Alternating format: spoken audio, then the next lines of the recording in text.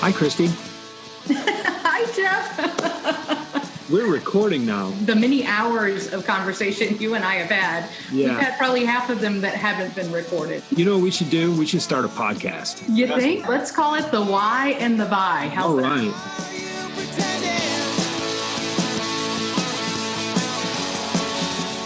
Welcome back, everybody, to this edition of the Why and the Buy podcast. I'm Jeff Bajorek here, as always, with the lovely Christy Walters. How are you today, Christy? Oh, I'm doing great. And I love it when you introduce me with lovely in front of my name. Well, I only know how to speak the truth. It is a blessing and a curse, but in this case, it's definitely a blessing. So we were kind of talking before we recorded today that we wanted to go back into the archives to grab a conversation that we had many, many days ago about attitude and the importance of a positive attitude. Not just the importance of it, but the necessity of a positive attitude. So we wanted to share with you, our loyal listeners and loving fan base, everything we had to say about this topic. Enjoy.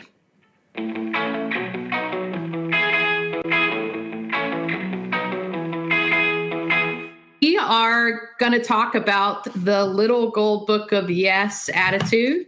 It's the little gold book. I keep calling it the little yellow book. Did I say the little yellow book? No, you said gold book, but I'm I did. calling myself out. You, as usual, are correct, Christy. Oh. I have probably taught on this book more than any of Jeffrey's material. And I love it. I love how the audience engages in the activities when we talk through this book. I get a lot of nodding heads. Yeah.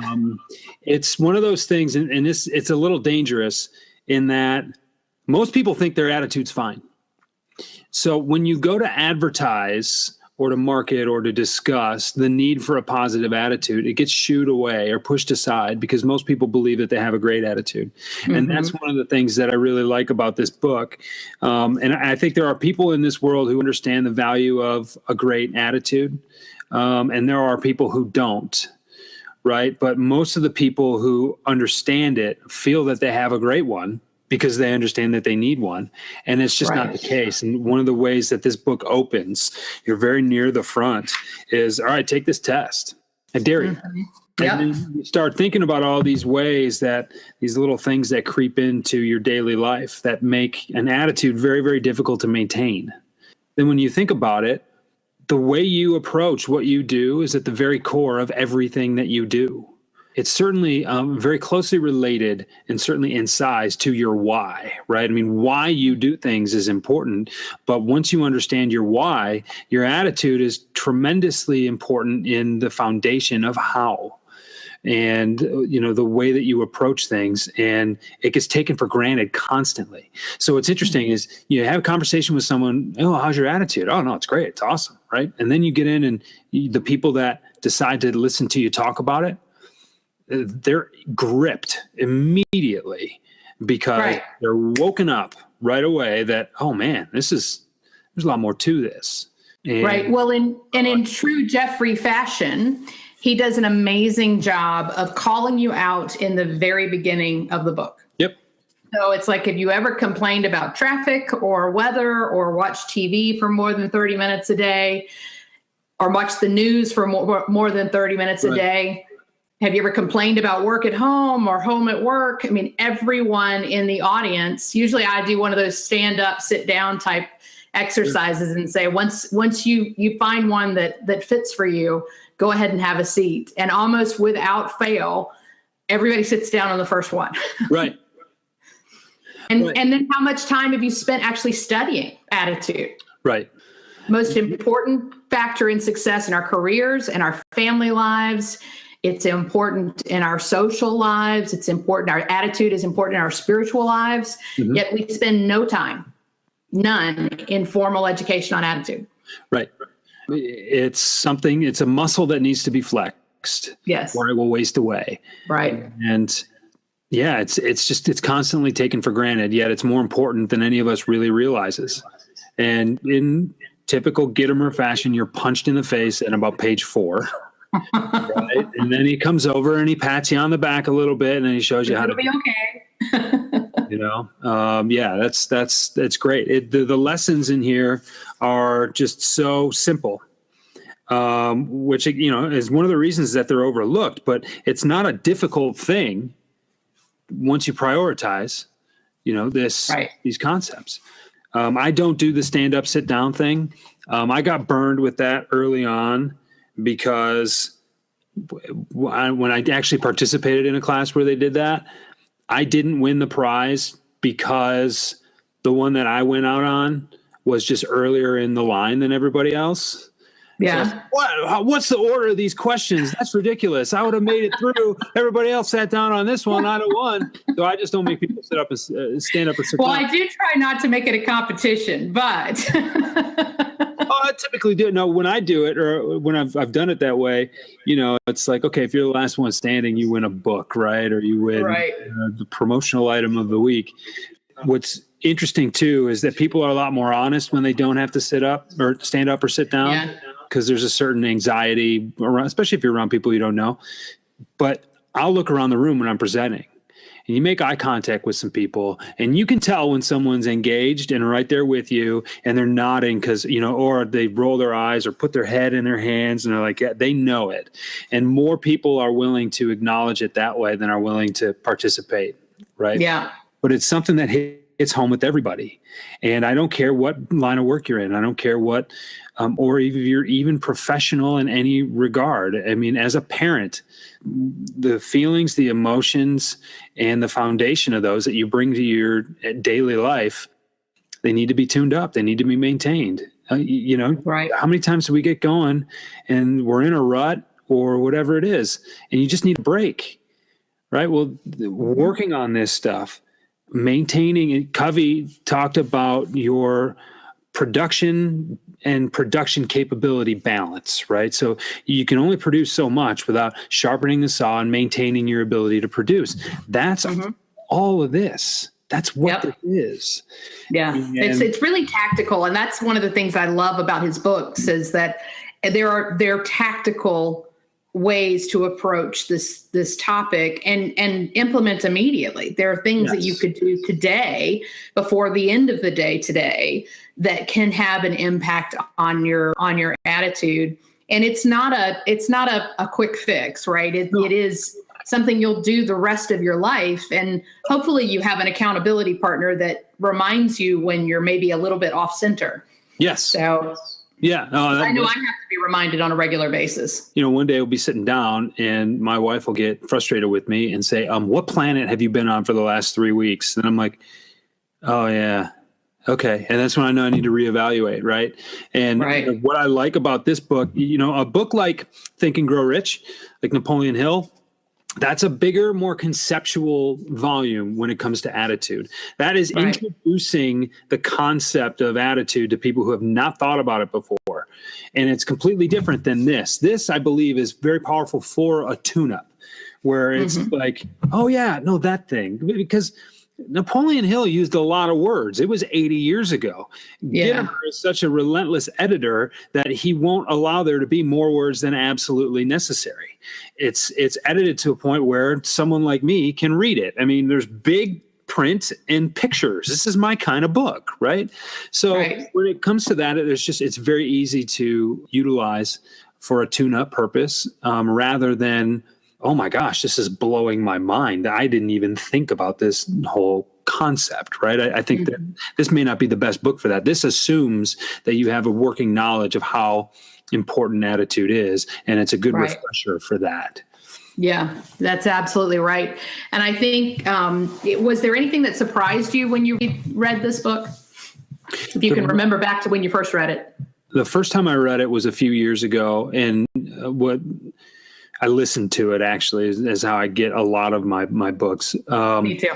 The simple nature of it was not really surprising, but he says right in the very beginning, he's like, this is going to sound hokey. It's going to sound silly.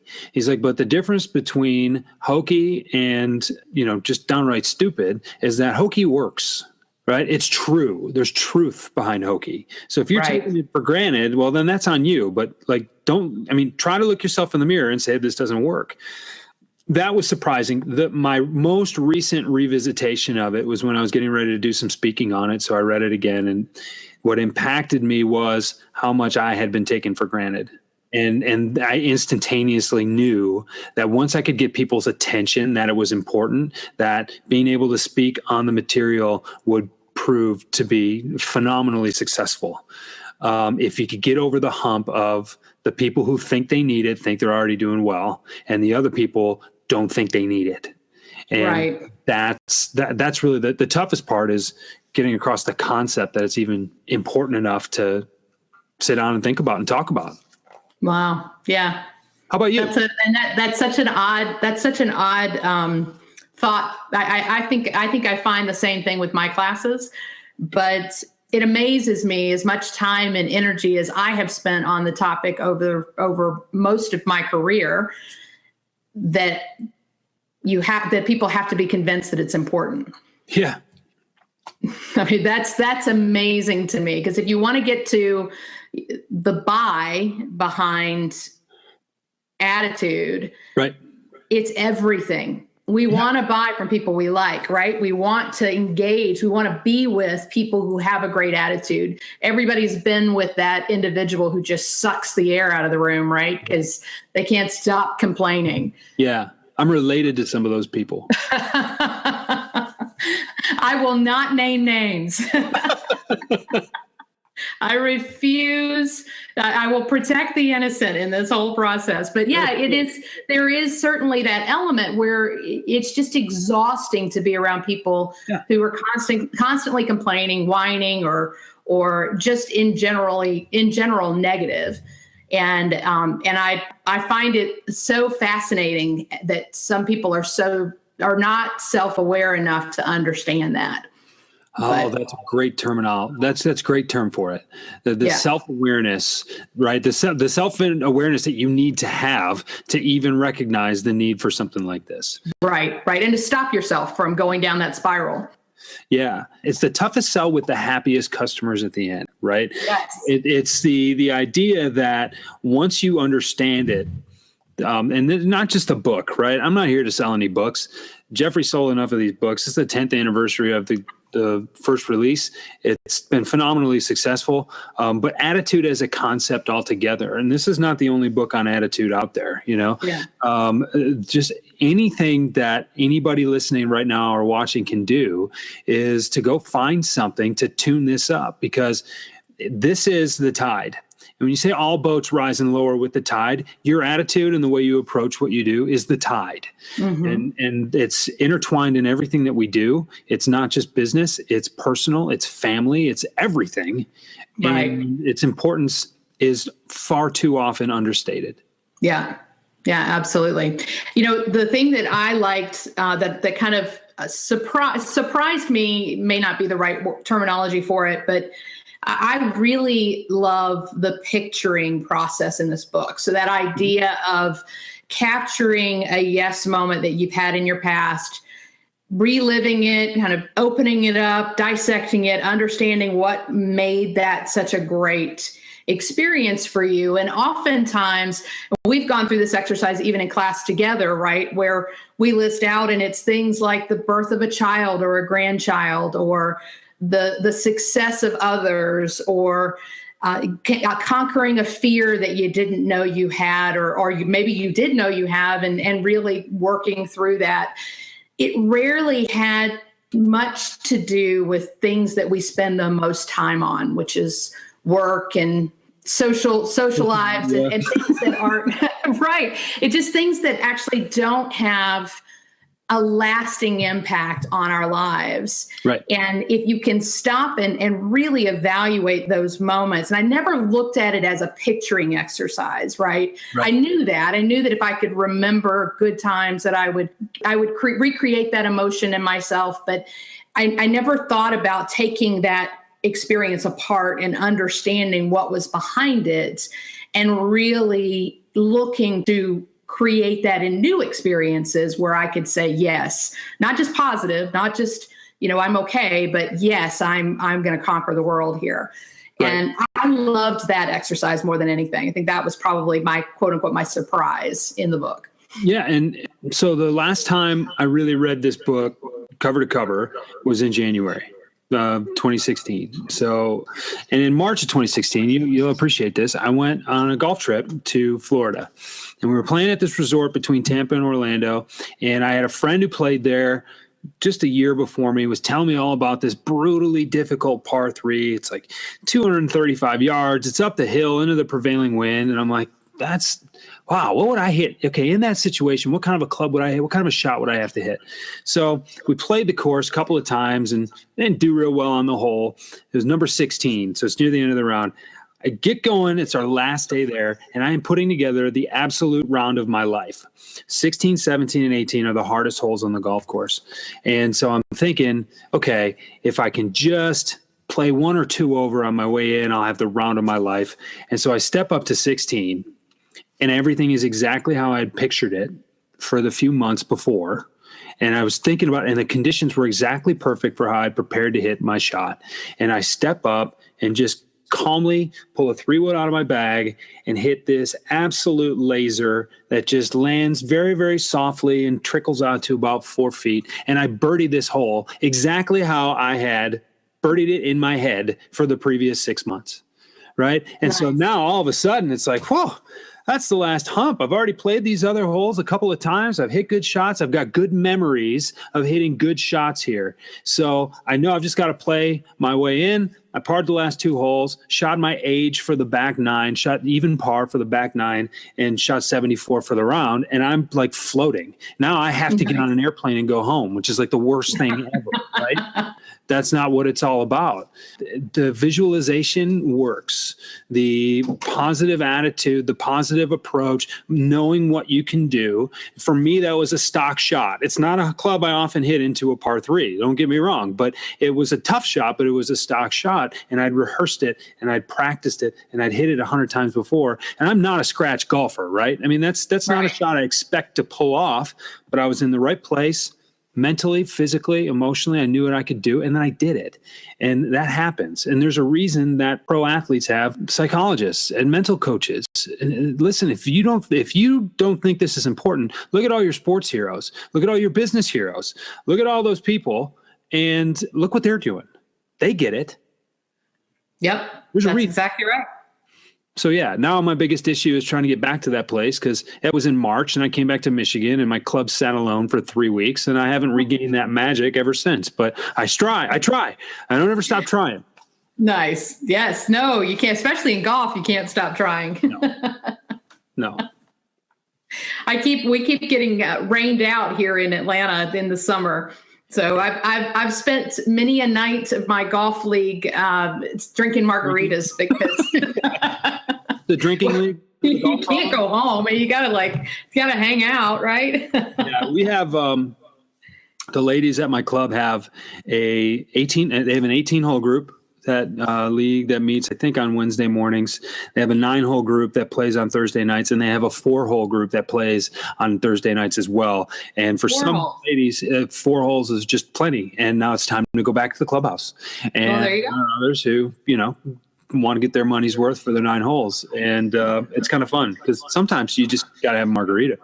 Yes, most times you have to have a margarita. I do anyway. I don't play. I love to play, but I don't play well enough for it to mean anything. So I'm all about the margarita. Got it. Yes. If I drink too much when I play, I start to lose focus, and then I get frustrated that I lost focus. Yes. So no, we don't do that much drinking on the course, but we do afterwards. Yeah. There's plenty of time to drink beer after I'm done. Yes. That's kind of my approach. But I'm here to do something, and I'm here to win. So I'm not going to let this get in my way. I love it. So, the other comment I wanted to make about both Jeffrey's book and just attitude in general is how much perspective comes into play. I always love the story that Zig Ziglar used to say about Chris Reeves. So Chris Reeves was being interviewed once, and this was after his accident. And those who don't know, he was paralyzed in a horseback riding accident. And he asked him, he said, how do you not lose faith? How do you not just get to a point where you're like, why me? And why am I in this situation? You know, how do you go through the days without falling into that? And he had the best answer. And he said, you know, anytime, because you do have good days and you have bad days, whether you're in his situation or you're not, you have good and you have bad days. Right. The difference is what perspective or what measuring stick are you using to decide good or bad? Yeah. And he said, every time that I would ever feel sorry for myself, I would basically find a way to get to the local treatment center and go and talk and work with other people who are either in my situation or in a worse situation, and watch that, just like the positivity that just comes from somebody who is spending every ounce of energy to stay alive. Yeah. And all of a sudden you realize that all the things that you read about, and in his case, it was even things like, you know, being able to walk and take care of himself. He said, it does not matter. He said, all of those concerns and that self pity would just disappear in perspective. And I have a story to share about perspective. It just happened over the last couple of days. Cool. And there's two players in the story. I just happened to be on the receiving end of conversations with both of them after these events. Oh, cool. One had, I know, it was actually I was like, oh, this was perfect for my podcast. So one had a car issue that really, really kind of messed up his day. I mean, just really, that he had to get out of town. He was going to be late for a meeting. Had to go rent a car instead of taking his own car. And it was just, there was a lot of logistics around it. It ruined his entire day. Sure. It just, I mean, it was, you know, you could just like hear it, you know, as he was telling the story and sharing the information. And then an hour later, another friend calls, and she just had both of her cars stolen out of her driveway. And they live in the country, so not in an area where they normally have ever had issues. Sure. And no problems with people coming by unannounced or things like that. And of course there were a lot of things that probably shouldn't have been in the cars. Right. So wallets and briefcases and things that, you know, hindsight's 2020. You're like, what was I thinking? Right. And yeah. And so what was amazing is that once you get over the shock of it all, was just that recognition that, gosh, I'm so glad that all it was material things, because we were upstairs asleep. The kids were down the hallway. You know, I mean, those things are so frightening. Thank God, all that we lost were our material possessions. Right. And I had both of these scenarios. One, which was actually kind of a bad day. I get it. But in the grand scheme of things, nothing, absolutely nothing by comparison. But the attitudes and that perspective was so drastically different between the two of them. Right. And I was like, wow. Yeah, almost the same thing happening to two different people within a couple of days, and completely opposite reactions. Yeah, right. And it is one of those things. It's like, do you deal with it and let it just simmer and percolate and fuel it later on, or do you just deal with it? Right. And then go, thank God it didn't turn out to be anything more. You know, when it comes to situations like that, one of the things that I take away from the little gold book is focus on what you can control and what you can do about it, rather than what you can't. You know, could be the worst day ever. Or, all right, well, if we're going to do anything tomorrow, we need to take care of this stuff right now. So, well, let's get after it, you know, and it's just that it's the can-do attitude. Yeah. Right. And right. What can you even focus on? So. Yeah, absolutely. And I even spend a lot of time with my consulting clients talking about wasted energy and wasted emotion. So anytime, and you've seen this, I'm sure as well, where, you know, the quota seems that much bigger than you expected. And you're like, oh my God, what were they thinking? And ultimately there are times when you should absolutely talk those things through with your executives or your boss or whoever is in your chain of command, there are also times where you say, hey, can you control this? Can you change this number? Can you do anything about it? And if the answer is no, then stop, because every ounce of energy that you are spending on this issue that you perceive as an issue, you don't know if it's an issue or not. You may be able to blow out that number. Right. And in many cases where I have had clients that started out that way, it actually ends up being that they blow the number out. They just had to get out of their head to do it. And it's, so that wasted energy, wasted emotion, anxiety, and anticipation, those things there's no point in churning on those elements. You got to get out of your own way. Yeah. And, my mentor in sales, one of his favorite things to do is say, I'm just trying to sell as much as I can, as fast as I can. Numbers this, numbers that. Sometimes I blow them out. Sometimes I don't, but I can control what I can control. And I know how to do my job, and I'm going to do it as well as I can. And ultimately, if that's not good enough for somebody, it'll be good for somebody else. So that kind of the ability to be able to do that, to be secure enough and vulnerable enough to say, look, hey, this might not work.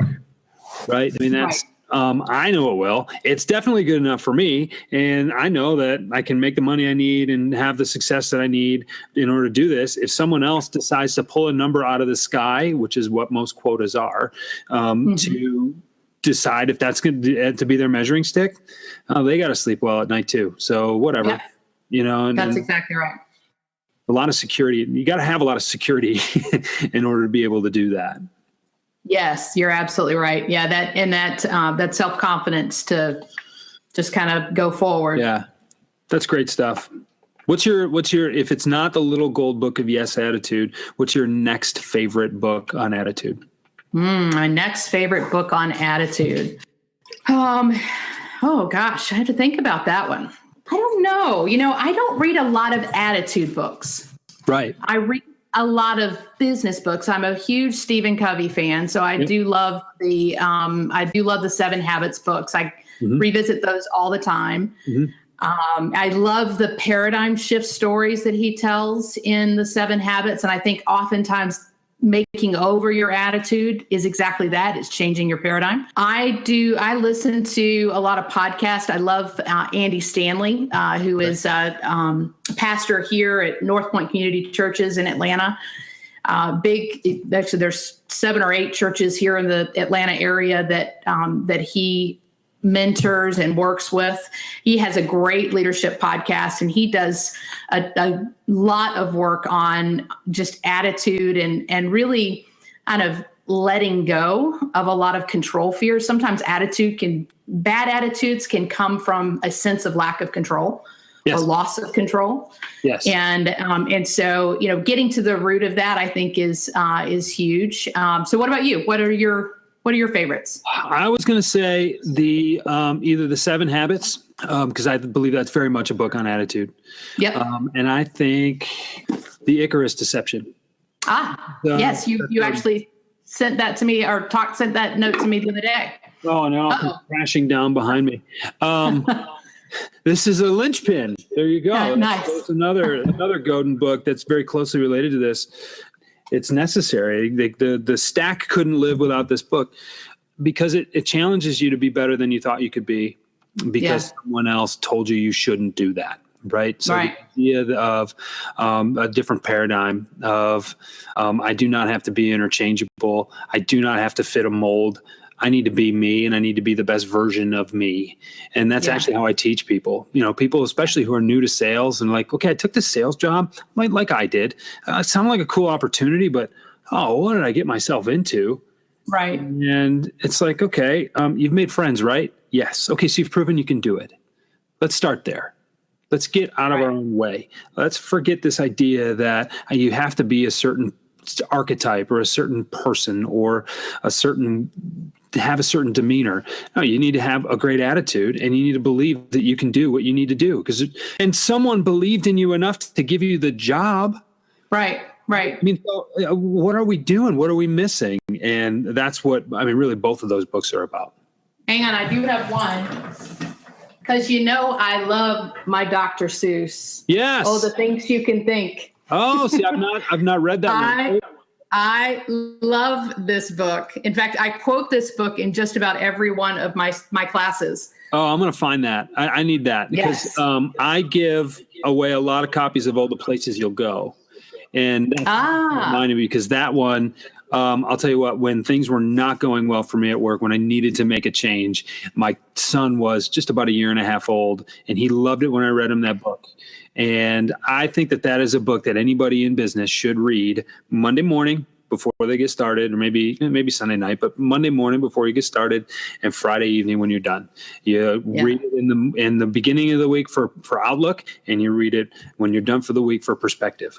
And it gives you both. Right? I agree. So here, I'll read you the last page of the book. I won't spoil anything, I promise. Oh, okay, good. Think left and think right, and think low and think high. Oh, the things you can think if only you try. Wow. I mean, that's pretty much it. You don't need anything more. No, that's it. The rest is just fluff. It's filler for the artwork. That's right.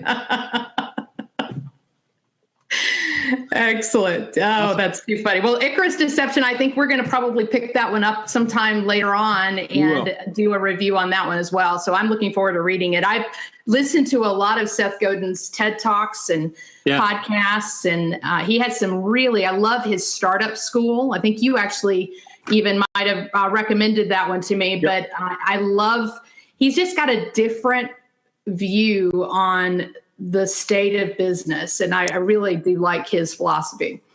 He asks why and why not better than anybody else that I've ever heard, except maybe Malcolm Gladwell, who asks why and why not a lot, but from more of a historical retrospective perspective, right? Sure. I think Gladwell is like a modern day Paul Harvey, if you remember him, right? The rest of the story. 1,000-hour rule actually is why I started my business. Okay. Really? Yes. That's interesting. So I love Gladwell, but when you listen to Seth Godin, he's like, well, why do we do it this way? And he publishes a blog every morning. Sometimes it's 7 words, sometimes it's 700, but there's something out there. And he talks about the things that we face every single day. I don't want to do it. The resistance, which Stephen Pressfield, another author and friend of his, has coined that term, and these demons that we need to exercise and we need to fight, but also, in terms of getting people out of their own way, tell me why you do this. Right. Tell me why you do this. Tell me why you don't do it this way. And if you have a good reason, then great. I don't mind that reason so long as you have a good reason. If you don't have a good reason, now you need to come up with a good reason why you continue to do it that way. Right. And I am always inspired by people who make me think. And he is think more than anybody else I've ever read. Yeah. But it's exhausting to ask those questions, right? It's exhausting to constantly ask why. That's why we talk a lot about being exhausted as business owners, and I think you'll agree with this. If you ever want to understand and work through your challenges as an individual, start a business. Right? Start a business, and it will uncover every good, bad, and ugly thing you can imagine about your personality, about your strengths, your weaknesses, your fears, the things that that keep you up at night. Right. It will uncover anything that you might have been hiding behind in corporate America. It will just lay it bare. And that question, always asking why, it's exhausting. It is. And I think that's why we need people like Seth Godin to continue to ask them every single day to remind you, because it's very easy to run away from. And there are times where it's like, I know this is going to be good, but I don't feel like reading it. So you just kind of skim through it. Oh, it was a short one. Okay, fine. Or it was a really long one. I'm not going to read that anyway. But, you have to have that impetus. You have to have that tapping you on the shoulder, something that, the why is so important. It's just so important. And the thing is, too, those questions are tough to ask. They should be tough to ask. They should be really tough to answer, too. But when you can answer them confidently, you're good. I mean, you talk about Covey and habit number 2, begin with the end in mind. What's your personal mission statement? Oh, I don't have one of those. That's going to be hard. Well, yeah. But once you have that figured out, everything else falls into place because you've given it the space to fall into place. Right. It's supposed to be hard. Yeah. Yeah. It's what makes you think. I tell my daughter all the time, it's like the things that are, you don't grow in the easy times. No. You're always going to grow in the stressful times or in the times that really kind of make you stretch. And when times aren't going well, or when things aren't going well and times are tough, the way to stay focused and the way to keep moving forward is to appreciate the growth that's happening in those times. Yeah. Rather than the end result. Sometimes you're going to fail. Okay, well, how did you grow? Are you growing through your failure, or was it just wasted failure? Because failure can be valuable. Yeah, that's exactly right. Excellent. So anything else we want to cover on the Little Gold Book? My personal summary: attitude is more beneficial and more important than you can ever know. And even when you know how important it is, once you study it, you will continue to grow in it. It's just, there's always some place to go with it. And it's more important than anybody ever gives it credit for. Yeah. And I think if I could add to that, it's also contagious. Oh, yeah.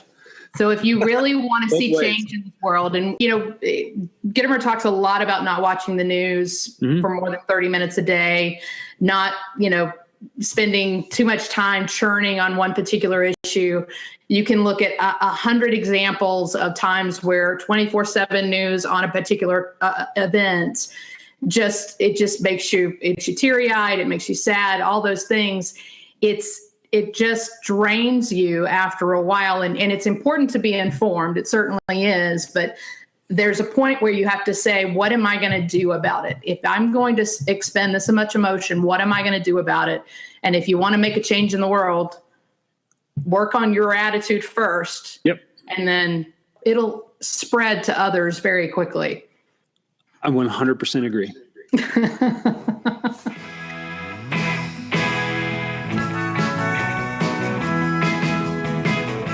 Welcome back, everyone. I hope you enjoyed this episode of the Why and the Buy podcast. We were talking about a yes attitude. And Jeff, I love it when we can talk in the middle of a podcast about our infamous golf stories.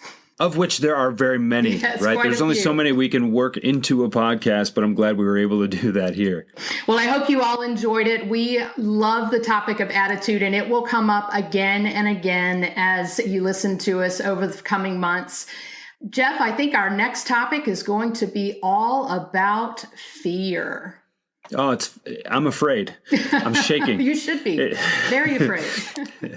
It's a very important topic to discuss because we all have things that hold us back. And a lot of times it's just, being able to say those fears out loud, right? That which does not have a name needs to be named. Yep. And in order to get over it or to get through it, we need to know what it is and we need to dig in. So I'm really excited to talk about that next time. That's wonderful. Well, I'm looking forward to it. So until then, everyone, remember, when you understand your whys, your hows and your whats get much better. Thank you for joining us. Thank you for joining us on this episode of the Why and the Buy podcast. If you liked us, subscribe. We can be found on iTunes, Stitcher Radio, SoundCloud, and really anywhere else you can get a podcast. And if you really liked us, then give us a 5-star review. We like those, and we like you too.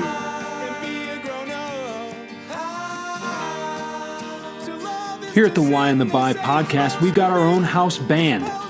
Christy and I think they're absolutely perfect for what we're trying to do with this podcast, and we hope you think so too. If you like them as much as we do, then you should check them out. They're called Haskins, and they're based in southeastern Michigan. You can find their music and more at haskinsmusic.com. Go check them out.